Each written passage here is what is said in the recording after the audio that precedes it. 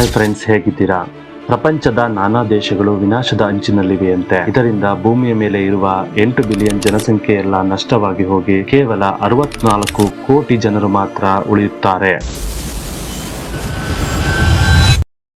ಭವಿಷ್ಯ ಮಲ್ಲಿಕಾದ ಪ್ರಕಾರ ಕಲಿಯುಗದ ಆಯಸ್ಸು ಕೇವಲ 5,000 ವರ್ಷಗಳಂತೆ. ಹಾಗಾದರೆ ಈಗಾಗಲೇ ಕಲಿಯುಗದ ಅವಧಿ ಮುಗಿದು ಹೋಗಿದೆಯಾ? ಪ್ರಪಂಚದ ಅಂತ್ಯ ಆಗೋದು ನಿಜಾನಾ? ಈಗಾಗಲೇ ಕಲ್ಕಿಯ ಜನನ ಆಗಿದೆಯಾ? ಈ ತರದ 10 ಹಲವು ಪ್ರಶ್ನೆಗಳಿಗೆ ಉತ್ತರ ಭವಿಷ್ಯ ಮಲ್ಲಿಕ.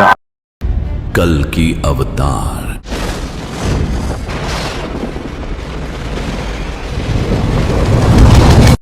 ಭವಿಷ್ಯ ಮಲ್ಲಿಕ ಪುಸ್ತಕದ ಪ್ರಕಾರ ಕಲಿಯುಗದ ಅವಧಿ ಕೇವಲ 5,000 ವರ್ಷಗಳು ಮಾತ್ರ. ಏನಿದು ಪುಸ್ತಕದಲ್ಲಿರೋದು ನಿಜಾನಾ?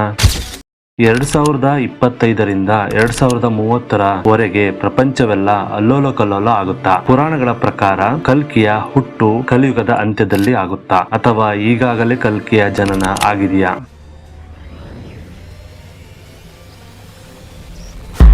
ಭವಿಷ್ಯ ಮಲ್ಲಿಕ ಅಂದ್ರೆ ಏನು? ಕೆಲವರಿಗೆ ಮೊದಲೇ ತಿಳಿದಿರುತ್ತೆ. ತಿಳಿದಿಲ್ಲ ಅಂದ್ರೆ ನಾನು ನಿಮಗೆ ತಿಳಿಸ್ತೀನಿ, ಬನ್ನಿ. ಭವಿಷ್ಯ ಮಲ್ಲಿಕ ಒಂದು ಗ್ರಂಥವಾಗಿದ್ದು 600 ವರ್ಷಗಳ ಹಿಂದೆ ಬರೆಯಲಾಗಿದೆ. ಇದನ್ನು ಬರೆದವರು ಸಂತ ಅಚ್ಯುತಾನಂದ ದಾಸ್ ಮಹಾರಾಜರು. ಅವರು ಒಡಿಸ್ಸಾದಲ್ಲಿ ಜನಿಸಿದ್ದರು.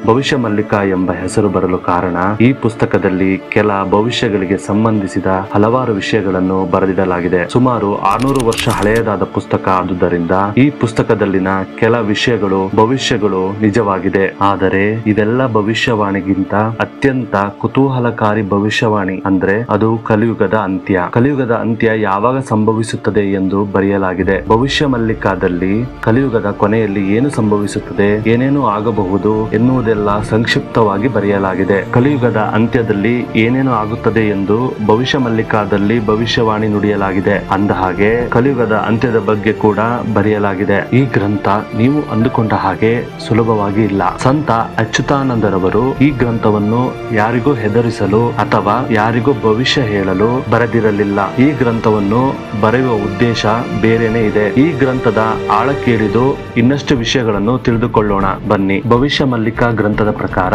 ಕಲಿಯುಗದ ಅಂತ್ಯದ ಸಂಕೇತಗಳು ಏನು ಎಂದು ಹೇಳಲಾಗಿದೆ.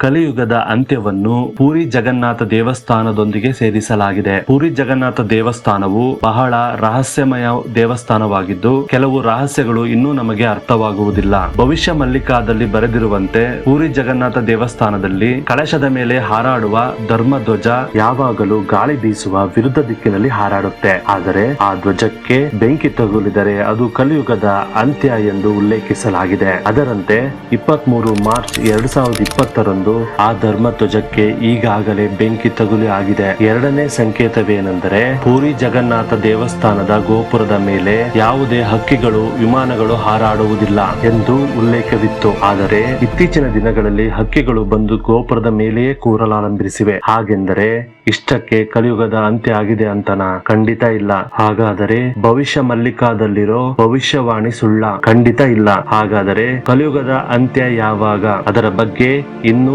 ಆಳವಾದ ಮಾಹಿತಿ ನೀಡಲಿದ್ದೇನೆ. ಪುರಾಣಗಳ ಪ್ರಕಾರ ಕಲಿಯುಗದ ಒಟ್ಟು ಆಯಸ್ಸು 4,32,000 ವರ್ಷಗಳು. ಈಗ 5,000 ವರ್ಷಗಳು ಕಲಿಯುಗದ ಅವಧಿ ಮುಗಿದಿದೆ. ಹಾಗಾದರೆ ಇನ್ನು ಕಲಿಯುಗದ ಆಯಸ್ಸು ಮುಗಿಯಲಿಕ್ಕೆ ಅಥವಾ ಕಲ್ಕಿ ಅವತಾರ ಎತ್ತಲಿಕ್ಕೆ ಇನ್ನು 4,27,000 ವರ್ಷಗಳು ಬಾಕಿ ಇದೆ. ಯಾಕೆಂದರೆ ಪುರಾಣಗಳ ಪ್ರಕಾರ ಕಲ್ಕಿ ಅವತಾರ ಕಲಿಯುಗದ ಅಂತ್ಯದಲ್ಲಿ ಆಗುತ್ತದೆ ಎಂದು ಉಲ್ಲೇಖಿಸಲಾಗಿದೆ. ಪುರಾಣಗಳ ಪ್ರಕಾರ ಮಹಾವಿಷ್ಣು ಕಲಿಯುಗದ ಅಂತ್ಯದಲ್ಲಿ ಕಲಿಯುಗದ ಪಾಪಿಗಳನ್ನು ಸಂಹರಿಸಿ ಕಲಿಯುಗವನ್ನು ಅಂತ್ಯಗೊಳಿಸುತ್ತಾರೆಂದು ಉಲ್ಲೇಖಿಸಲಾಗಿದೆ.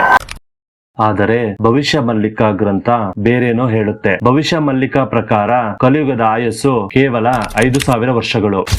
ಕಲಿಯುಗ ಮುಗಿದು ಸತ್ಯಯುಗ ಪ್ರಾರಂಭ ಆಗಿ ಹೋಗಿದೆ. ಆದರೆ ನಮ್ಮ ಸುತ್ತಮುತ್ತ ನೋಡಿದರೆ ಸತ್ಯಯುಗದಲ್ಲಿ ಇರುವ ಅನುಭವ ಆಗ್ತಾ ಇದೆಯಾ? ಖಂಡಿತ ಇಲ್ಲ. ಯಾವ ಕಡೆಯಿಂದನೂ ಕಲಿಯುಗ ಅಂತ್ಯ ಆದ ಹಾಗೆ ಕಾಣಿಸ್ತಾ ಇಲ್ಲ. ಕಲಿಯುಗದಲ್ಲಿ ಮಾಡುತ್ತಿದ್ದ ಪಾಪ ಕಾರ್ಯಗಳನ್ನು ಮಾಡುತ್ತಿರುವುದನ್ನು ನಾವು ಇನ್ನೂ ನೋಡ್ತಾ ಇದೀವಿ. ಎಲ್ಲಿ ನೋಡಿದರೂ ಕೆಟ್ಟದ್ದೇ ತುಂಬಿ ಹೋಗಿದೆ. ಇನ್ನೊಂದು ಕಡೆ ಪ್ರಕೃತಿಯ ವಿನಾಶಗಳು ಕಾಣಸಿಗುತ್ತವೆ. ಒಳ್ಳೆ ಜನರ ಮೇಲೆ ಅನುಮಾನ, ಅತ್ಯಾಚಾರಗಳು ಹೆಚ್ಚಾಗುತ್ತಿವೆ. ಮತ್ತೆ ಕಲ್ಕಿ ಅವತಾರದ ಬಗ್ಗೆ ಎಲ್ಲಿಯೂ ಮಾಹಿತಿಗಳು ಇಲ್ಲ. ಇದರ ಅರ್ಥ ಕಲಿಯುಗದ ಅಂತ್ಯವಾಗಿಲ್ಲ. ಅಂದ ಹಾಗೆ ಕಲಿಯುಗ ಇನ್ನು ವಿಪರೀತ ಪರಿಸ್ಥಿತಿ ಮಟ್ಟ ತಲುಪಿಲ್ಲ. ಹಾಗಾದರೆ ಭವಿಷ್ಯ ಮಲ್ಲಿಕಾದಲ್ಲಿ ಕೊಟ್ಟಿರೋ ಮಾಹಿತಿ ಸುಳ್ಳ? ಹಾಗಾದರೆ 5,000 ವರ್ಷದ ಬಗ್ಗೆ ಕೊಟ್ಟಿರೋ ಮಾಹಿತಿ ಬಗ್ಗೆ ಆಳವಾಗಿ ತಿಳಿಯೋಣ. ಕೆಲವರು ಭವಿಷ್ಯ ಮಲ್ಲಿಕದಲ್ಲಿರೋ ಭವಿಷ್ಯವನ್ನೇ ತಪ್ಪಾದ ರೀತಿಯಲ್ಲಿ ಅನುವಾದ ಮಾಡಿ ಜನರ ಮುಂದಿಡುತ್ತಾರೆ. ಕೆಲವು ವಿಷಯಗಳು ಭವಿಷ್ಯ ಮಲ್ಲಿಕಾಗೆ ಸಂಬಂಧಿಸಿಲ್ಲದಿದ್ದರೂ ಅವುಗಳನ್ನು ಜೋಡಿಸಿ ತಪ್ಪಾದ ಮಾಹಿತಿ ನೀಡುತ್ತಿದ್ದಾರೆ. ಅವುಗಳೆಂದರೆ ಸೋಲಾರ್ ಸ್ಟೋಮ್, 3ನೇ ಮಹಾಯುದ್ಧ, ಭಾರತದ ಮೇಲೆ ಆಗುತ್ತಿರೋ ಚೈನಾ ಅಥವಾ ಪಾಕಿಸ್ತಾನದ ಅಟ್ಯಾಕ್ಗಳು. ಇಂತಹ ಹಲವು ಸುಳ್ಳು ಮಾಹಿತಿಗಳನ್ನು ಇಂಟರ್ನೆಟ್ ಮತ್ತು ಯೂಟ್ಯೂಬ್ ಗಳಲ್ಲಿ ಹಾಕಲಾಗುತ್ತದೆ. ಅದೆಲ್ಲವೂ ಶುದ್ಧ ಸುಳ್ಳು. ಇದರಿಂದ ಭವಿಷ್ಯ ಮಲ್ಲಿಕ ತಪ್ಪು, ಸುಳ್ಳು ಎಂದು ಕೆಲವು ಯೂಟ್ಯೂಬ್ ಚಾನೆಲ್ಗಳು ಸುಳ್ಳುಗಳನ್ನು ಹರಿದಾಡಿಸುತ್ತಿವೆ. ಭವಿಷ್ಯ ಮಲ್ಲಿಕಾದಲ್ಲಿ ಉಲ್ಲೇಖಿಸಿರುವುದು ವಿಷಯಗಳೇನೆಂದರೆ ಗ್ಲೋಬಲ್ ವಾರ್ಮಿಂಗ್, ಪೊಲ್ಯೂಷನ್, ಮನುಷ್ಯರು ಮಾಡಿರುವ ವಿನಾಶಗಳ ಬಗ್ಗೆ ಮಾಹಿತಿ ಇದೆ. ಭವಿಷ್ಯ ಮಲ್ಲಿಕಾದಲ್ಲಿ ತುಂಬಾ ವಿವರವಾಗಿ ಕಲಿಯುಗದ ಅಂತ್ಯದ ಬಗ್ಗೆ ಮಾಹಿತಿಯನ್ನು ನೀಡಿದ್ದಾರೆ. ಬಹಳ ಭಯಾನಕ ದಾಳಿಗಳು ಆಗುವುವು, ವಿಶ್ವ ಯುದ್ಧಗಳು ಆಗುವುವು, ಅಕ್ಕಪಕ್ಕ ದೇಶಗಳ ನಡುವೆ ಯುದ್ಧಗಳು ಪ್ರಾರಂಭವಾಗುವುವು, ಕರೋನಾದಂತಹ ಮಹಾಮಾರಿ ಕಾಯಿಲೆಗಳು ಹರಡುವುವು, ಪ್ರಳಯಗಳು ಆಗುವುವು, ಭೂಕಂಪನಗಳು ಆಗುವುದು, ಪ್ರಾಣಿಗಳು ಕಾಡನ್ನು ಬಿಟ್ಟು ನಗರಗಳಿಗೆ, ಹಳ್ಳಿಗಳಿಗೆ ನುಗ್ಗಲು ಪ್ರಾರಂಭಿಸುವುವು, ಬಿಸಿಲಿನ ತಾಪ ಹೆಚ್ಚಾಗುವುದು, ಮರ ಗಿಡಗಳು ಒಣಗುವುವು, ಪಾಪಿಗಳ ಜೊತೆ ಒಳ್ಳೆಯ ಜನರು ಕೂಡ ವಿನಾಶರಾಗುತ್ತಾರೆ. ಇದನ್ನೇ ಸಂತ ಅಚ್ಯುತಾನಂದ ಸ್ವಾಮಿಗಳು ಭವಿಷ್ಯ ಮಲ್ಲಿಕಾ ಗ್ರಂಥದ ಮೂಲಕ ತಿಳಿಸಿದ್ದಾರೆ. ವಾಯು ಮಾಲಿನ್ಯ, ಭೂ ಮಾಲಿನ್ಯ, ಜಲ ಮಾಲಿನ್ಯ ಅತಿಯಾದರೆ ಅದೇ ಭೂಮಿಯ ಮತ್ತು ಮನುಷ್ಯರ, ಇದೇ ಭೂಮಿಯ ಹಾಗೂ ಮನುಷ್ಯರ ಅಂತ್ಯ ಆದಷ್ಟು ಬೇಗನೆ ಆಗಬಹುದು ಎಂಬುದು ಅವರ ಭವಿಷ್ಯ ಆಗಿತ್ತು. ಈಗಾಗಲೇ ನಾವು ಕ್ರೌರ್ಯದ ಅಂತಿಮ ಘಟ್ಟವನ್ನು ತಲುಪಿದ್ದೇವೆ. ಹಾಗಂತ ನಮಗೆ ಅನಿಸ್ತಾ ಇಲ್ವಾ? ಈ ಮೇಲಿನ ವಿಷಯಗಳ ಮೊದಲನೇ ಹಂತ ಮುಗಿದಂತೆ ಕಾಣಿಸುತ್ತದೆ. ನಾವು ಒಳ್ಳೆಯ ಮನುಷ್ಯರಾಗಿ ಒಳ್ಳೆಯ ಕೆಲಸಗಳನ್ನು ಮಾಡುತ್ತಾ ಪ್ರಕೃತಿಯನ್ನು ನಾಶ ಮಾಡದೆ ಪ್ರಕೃತಿಯೊಂದಿಗೆ ಸಹಜೀವನ ನಡೆಸಿದರೆ ನಾವು ನಮ್ಮ ಅಂತ್ಯವನ್ನು, ಜಗತ್ತಿನ ಅವಘಡಗಳನ್ನು ಮುಂದೆ ಹಾಕಬಹುದು. ನಾವು ನಮ್ಮ ಅಂತ್ಯವನ್ನು, ಜಗತ್ತಿನ ಅವಘಡಗಳನ್ನು ಮುಂದೆ ಹಾಕಬಹುದು ಎಂಬ ಸಂದೇಶ ಭವಿಷ್ಯ ಮಲ್ಲಿಕಾ ನೀಡುತ್ತದೆ. ನಿಮಗೇನು ಅನ್ನಿಸುತ್ತಿದೆ? ಭವಿಷ್ಯ ಮಲ್ಲಿಕಾದಲ್ಲಿ ಕೊಟ್ಟಿರೋ ಒಳಾರ್ಥ ಅಥವಾ ಸಂದೇಶ ಸರಿನಾ? 600 ವರ್ಷಗಳ ಹಿಂದೆಯೇ ಈ ಎಲ್ಲಾ ಮಾಹಿತಿಗಳನ್ನು ನೀಡಿದ್ದಾರೆಂದರೆ ಅವರು ನಿಜವಾದ ಸಂತರು. ಮನುಷ್ಯ ತನ್ನ ತಪ್ಪುಗಳನ್ನು ತಿದ್ದಿ ಸಮತೋಲನವನ್ನು ಕಾಪಾಡಿದರೆ ನಾವೆಲ್ಲ ಇನ್ನು 10 ಹಲವು ವರ್ಷಗಳ ಕಾಲ ನೆಮ್ಮದಿಯಿಂದ ಬದುಕಲು ಸಾಧ್ಯ. ಬಹಳ ಯೂಟ್ಯೂಬರ್ಸ್ಗಳು ಭವಿಷ್ಯ ಮಲ್ಲಿಕಾನ ಎಕ್ಸ್ಪೋಸ್ ಮಾಡೋ ಬರದಲ್ಲಿ ಅದರಲ್ಲಿ ಅಡಗಿರುವ ಸತ್ಯವನ್ನು ಬಿಟ್ಟು ಭವಿಷ್ಯ ಮಲ್ಲಿಕಾದಲ್ಲಿ 5000 ವರ್ಷಗಳು ಅಂತ ಸುಳ್ಳು ಹೇಳಿದ್ದಾರೆಂದು ತಪ್ಪು ಸಂದೇಶ ನೀಡುತ್ತಿದ್ದಾರೆ. ಕೆಲವರು ಅದನ್ನು ನಂಬಿ ನಮ್ಮ ಗ್ರಂಥಗಳು, ನಮ್ಮ ಸಂಸ್ಕಾರಗಳ ಮೇಲೆ ತಪ್ಪು ಪ್ರಭಾವ ಬೀರುತ್ತಿದ್ದಾರೆ. ಅಂತವರಿಗೆ ಹೇಳುವುದು ಇಷ್ಟೇ: ನಮ್ಮ ಪೂರ್ವಜರು, ಸಂತರು, ಬುದ್ಧಿವಂತರು ಸುಮ್ಮನೆ ಯಾವ ಗ್ರಂಥ ಪುಸ್ತಕಗಳನ್ನು ಬರೆದಿಲ್ಲ. ಎಲ್ಲವೂ ಆಧಾರ ಸಹಿತ, ವೈಜ್ಞಾನಿಕವಾಗಿವೆ. ನಾವು ನೋಡುವ ದೃಷ್ಟಿಕೋನ ಬದಲಾಗಬೇಕು ಅಷ್ಟೇ. ನಾವು ಕೊಟ್ಟಿರುವ ಈ ಮಾಹಿತಿ ನಿಮಗೆ ಇಷ್ಟವಾಗಿದ್ದರೆ ನಮ್ಮ ವಿಡಿಯೋವನ್ನು ಲೈಕ್ ಮಾಡಿ ಮತ್ತು ನಮ್ಮ ಚಾನೆಲ್ ಅನ್ನು ಸಬ್ಸ್ಕ್ರೈಬ್ ಮಾಡಿಕೊಳ್ಳುವುದನ್ನು ಮರಿಬೇಡಿ.